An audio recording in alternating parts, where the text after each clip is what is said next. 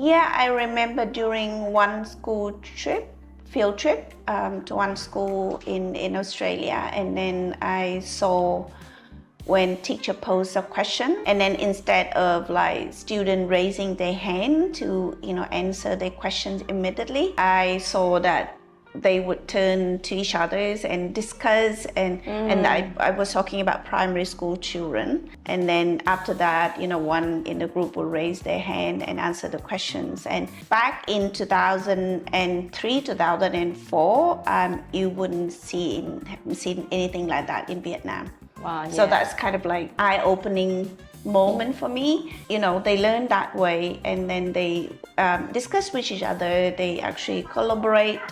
And then we're talking about 20th century, right? Not 21st century, when we talk a lot about teamwork and collaboration. So that's something, that changed my view about education.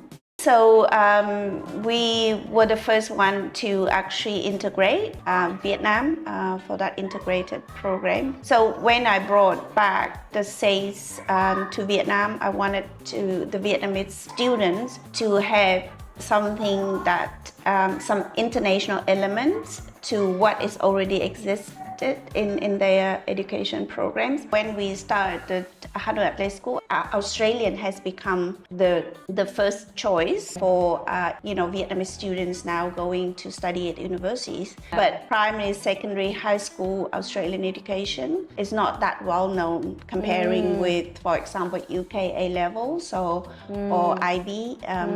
So I think at the beginning no one knew what SACE was. You can see that different ways of learning from students. So Vietnamese students, if they are very strong, they tend to know knowledge very well. But to be honest, they might lack some of the skills like critical thinking skill, creative thinking. And whereas the SACE is very practical. You have to turn your knowledge into something. So so they have to develop, of course, critical thinking, creative thinking, other, we say 21st century skills. And that blending those all together in one way for students to actually know the knowledge and at the same time turn knowledge into something.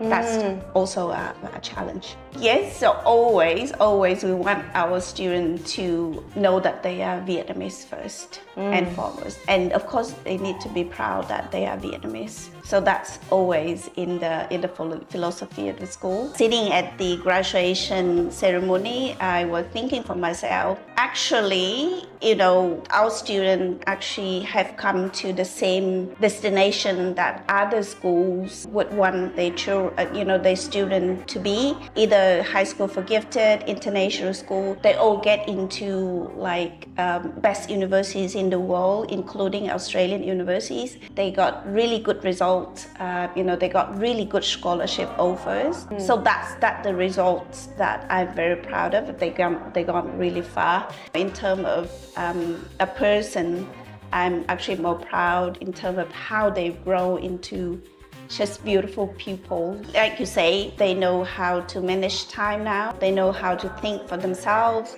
They know how to make choices, and they know what they want in life. So they're ready for the world? Yeah, and that's exactly. So I'm confident that they will study well in the universities with the foundation they have. And I'm also very confident that they will make really wise choices as adults when they are out there in the world.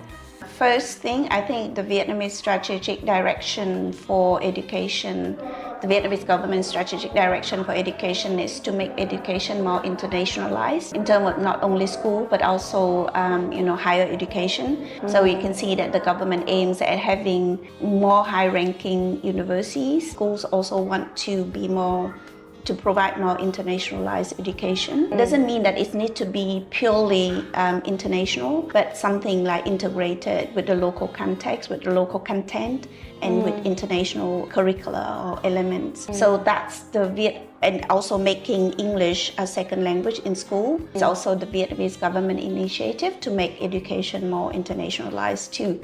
I think to create a better generation of employees, to Definitely. be in the same level with other countries in the world. But also, like you said, Vietnam is very close to Australia geographically, but also in terms of like values in education, in terms of culture. So I think, and there's also a really good fit between Vietnamese education and Australian education as well. I can see that lots of conditions there for education from school sector to higher education to grow.